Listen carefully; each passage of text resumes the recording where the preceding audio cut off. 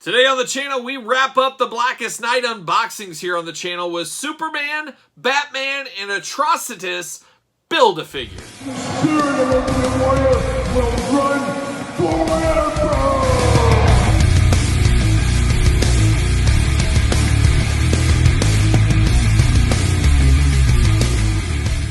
Welcome everyone, Kyle here, and welcome back to the channel for another McFarlane Toys Blackest Night DC unboxing and review. And today, we got two heavy hitters. We got Superman, and of course, we've got Batman. But remember, for all your DC McFarlane toy needs and everything else under the sun, make sure you're hitting up Zavi. Use discount code Kyle Peterson to save yourself 10% on all in-stock merchandise. Gotta get a deal all day long.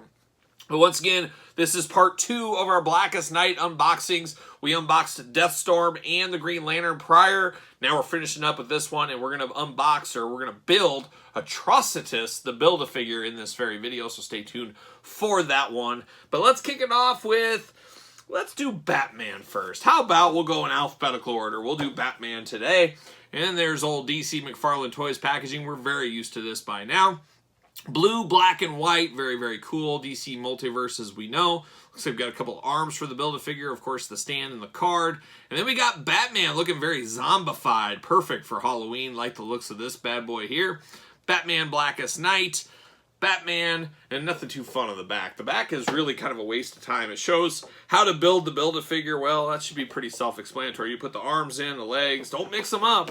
But we'll get down to it. We're going to build him in this video sometime. At the end, sometimes these trays are hard to get out, though. I will say that. There it is. See you later. Goodbye. And can I get the card out? Oh, close to a rookie. See you later. Whoa, hung up on the camera. Like that a lot. Oh yeah, here it is. Bam. See you later. Whoops, we're hitting stuff. See you later. Goodbye. Throwing things, making a mess as usual. DC stand. We've seen this numerous times. We do get the Batman card. Very cool. He's spitting some black goo out of his mouth. Good for you, Bruce Wayne. Let's see. Blah, blah, blah. I'll show this picture on here, of course. Let's see. The Batman. During the Blackest Night, the Black Hand uses his power over Black Lantern rings to raise the dead and unleash an army of Black Lanterns on the universe. Among those resurrected is Bruce Wayne, Batman, who had recently been slain by Darkseid. So there you go. So Batman returns from the dead as a zombie. I'm here for that. All day long, especially during the Halloween season, which we're in right now as I am filming this. Let's get him out of the package here. Cut right there. Oh, they even lock in the Build-A-Figure parts. They got to do that. We can't keep those running around. Locking in the Build-A-Figure pieces. There it is. Oh my gosh, Batman's locked in at the feet too. What are we doing? Oh, and the waist and the hand. Just lock him in everywhere. But I guess it does make sense. He is a zombie. They don't want him climbing out of the grave, climbing out of the package. I guess we got to be sympathetic to zombie needs is what we got to do right there. But let's pull it out here. There's some arms. Arms off to the side. There it is. And, oh my gosh, even the waist. What are we doing? There it is. Now we should be off to the races. And there it is. See you later. Goodbye. All right, now we got twist ties. Plastic everywhere. Start my big pile here. And we're off to the races with old Bruce Wayne as a zombie. Oh, man, a zombie. You know, he looks pretty good for a zombie in his costume. You think he'd have some holes or some tears or some rips somewhere in the costume. He's got a few in the cape, I guess. Maybe the cape was protecting him. I'm not sure exactly. But an interesting look to Bruce Wayne as a zombie. Very, very cool on the shelf. This will look good. But it is a little different color scheme than I'm used to with my Batman figures. A very dark, kind of almost purplish blue color against the gray and even the black going on. The head is where the magic is in this figure. Absolutely love it. Love the zombie mouth, the skull mouth, the dead eyes, and then the Batman cowl and everything else. So you know it's Batman, but it's this zombie Batman. And then a really good touch of the kind of gnarled hands on him. Very zombie-esque. A little bit skinny, but Batman, you know, he kind of goes, he fluctuates. He gains some pounds during Thanksgiving. Halloween, of course, we're in here. He eats a lot of candy, but then the summertime, he takes it off. Looks like this is pre-Halloween, before he got into the candy. He's a little skinnier than some of the other Batman figures, but he is a zombie. He's rotting away, so I guess it does make sense. Cape is not removable. That is attached to him.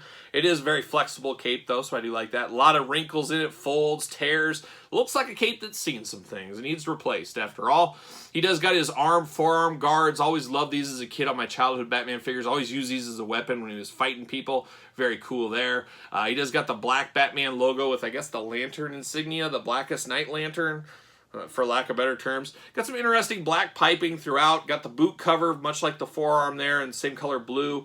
Looking good. Of course, articulation. His arms go around, but they are limited by that cape. A little bit of looseness, like we always see with McFarlane in the butterfly shoulder. So a little loose there. Bicep cut. Double jointed elbows. They are not pinless. We do get hands back and forth. Very good there. Of course, the hula hoop we're used to with McFarlane. And then he does do those old zombie Batman splits. You never know when he might need to do those. We do get double jointed knees, and then you do get the ankles back and forth. I really do like McFarlane, how they've really hidden the balls in here and really removed that. That was a big eyesore in early McFarlane Toys figures. They've seemed to have gotten away from that, which I think was a good move. Now let's get to pinless joints. Let's do that. And I've been saying it all along. A lot of people are saying McFarlane hasn't taken a price increase. Well, there's reasons for that, as I've explained on the channel. He doesn't got stockholders like a Hasbro does to answer to, so he doesn't necessarily have to do the price increase. But I do say, dollars to donuts, nobody knows this after all, but I think he is using cheaper plastic. So it's I always say it's a potato chip example. You can raise the cost of the potato chips, or you keep the potato chips the same price, but you take a chip or two out of the bag. I think that's what McFarlane's doing. I do think McFarlane will take a price increase in 2023. I think they'll jump up maybe a couple of dollars, maybe even $3 price point. I would, if I was McFarlane, if I was in their shoes of the company and I put my business hat on, I'd say, okay, I'm going to take a price increase, but I'm also going to do the pinless joints at the same time. I'm going to put those things in together, make it all smoke and mirrors. Hey, yes, we're taking a price increase, but we're giving you a little bit something special, and we're going to make up for that price increase we really didn't take before. So sometimes you have to do that kind of stuff. So that's what I would do if I was McFarlane. Hey, resume, I'll get you my resume, Todd, if you need it. But this does look good. I do like this. Now, I like Batman. I wouldn't say I love Batman, but I do have quite a few Batmans in my collection. But I always like the crazy ones, and it doesn't get much crazier than this Blackest Night version here. It is a very, very good-looking Batman. Would fit great on a Halloween shelf. Would fit good on a DC collection shelf. Would fit good on a Blackest Night shelf. I mean, there's a lot of uses for this at the old end of the day. Does he fit on a DC McFarlane Toys stand? He better, and he does. Look at that. You got old Batman all zombied out. I'm here for it. I like it. This is one of the stronger figures in the wave, I will say. And I'll do a quick ranking at the very end. But will he stand on the stand? That's the question. Not really. Not really. So there we go. Finally got him to stand. So he's looking good right there. Interesting one, old Batman. Like I said, we'll rank these at the end very quickly. But let's get over to Superman. So an interesting version of Superman. Not exactly sure what's going on there. This Superman does look like the death of Superman. There was one of those Supermans. I think that was the real Superman. He wore the black outfit for a while, if my childhood memories are correct. But this is a very small-looking Superman. He looks a little small, just like Batman. But hey, if you're a zombie, you're losing weight. So I guess we'll say that. But typical packaging, got the Build-A-Figure pieces in there as well. Blackest Night, of course. Black Lantern Superman. Same packaging we've seen. So we know what to expect here. We're used to all this. If I can pull this out. Once again, always fighting me for whatever reason. There it is. Off to the races. Even lost some twist ties on that one. Get Soups out. Bam! Right off the screen. Look at that. Deadeye Kyle just making it happen. And stand. Come on, stand. There it is. See you later. What a mess I got here. See you later. Bam! Right at you. DC stand. We don't need to talk about it. Let's see what it says about Superman really quick. Old Kal-El. Clark Kent. Adopted name, of course. Sin on Earth. Dying planet. Blah, blah, blah. Once fully grown. Revived. Superman Earth 2 is revived.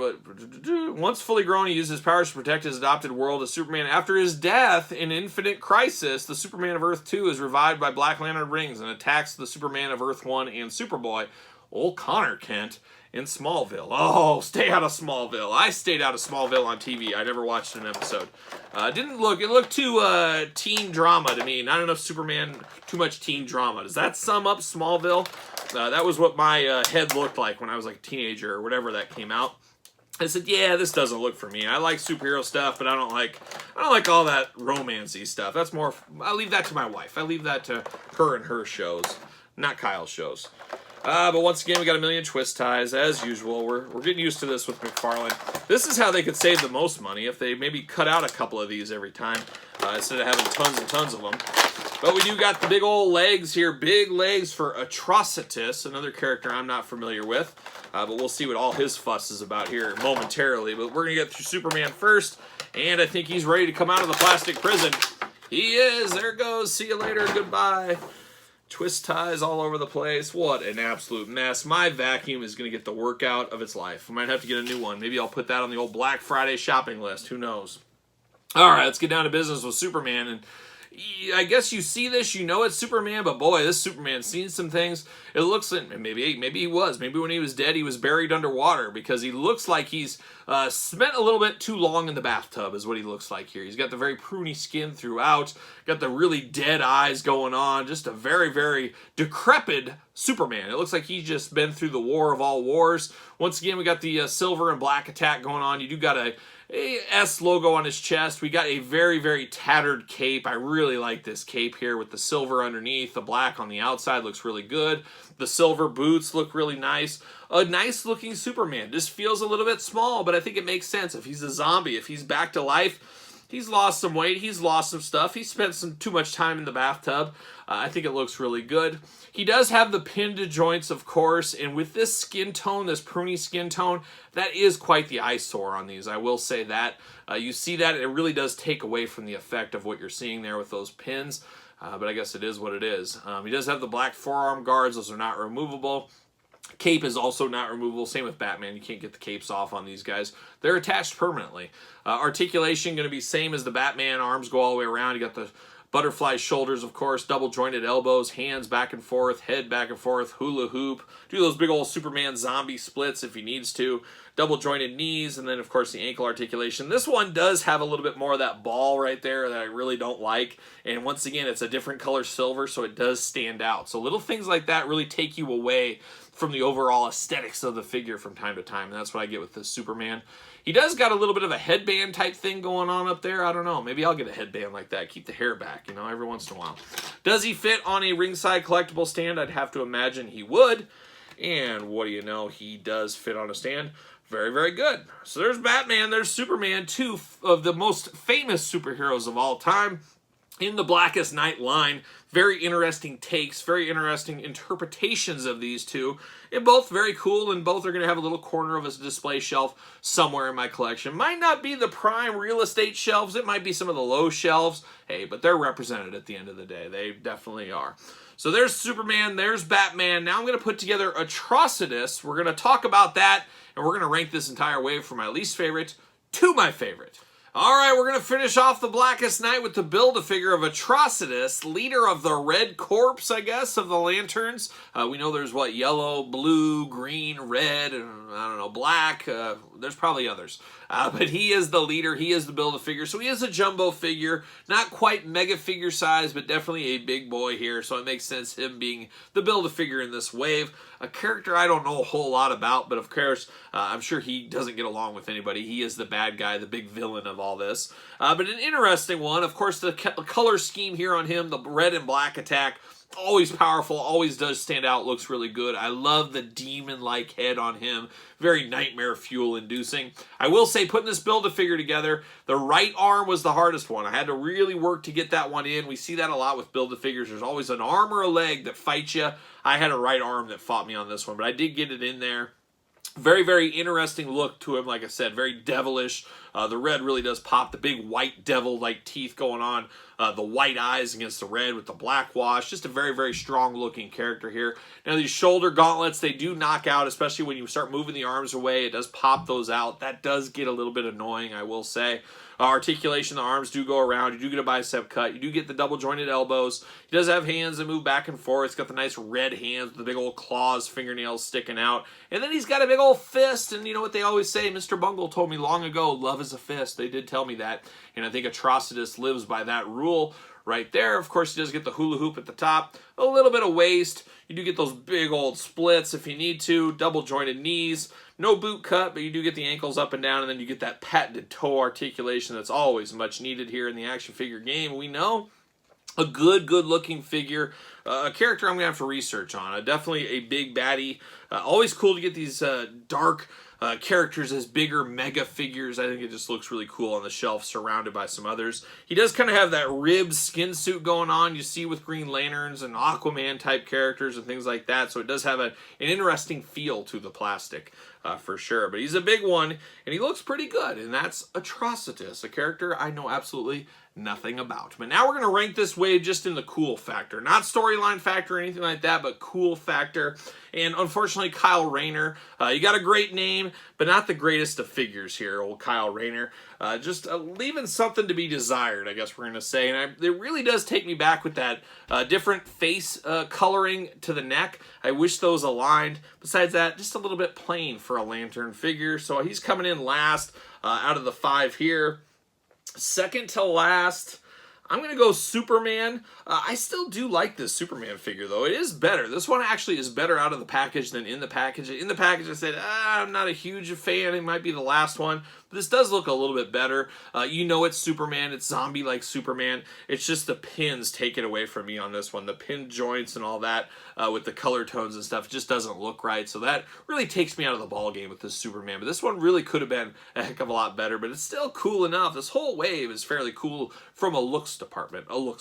So there's the bottom 2. And actually, I'm going to go Atrocitus right there in the middle. Nothing wrong with him. I just have no recollection of the character. Never really heard of him before this wave, I don't think. Cool enough, a big figure that always gets you some points, but feels a little bit plain Jane. Love the head on it. Love that he's big, but that's pretty much where it ends with him. So now we get it down to Deathstorm and Batman. And this is almost a pick-em. This is very, very close for me.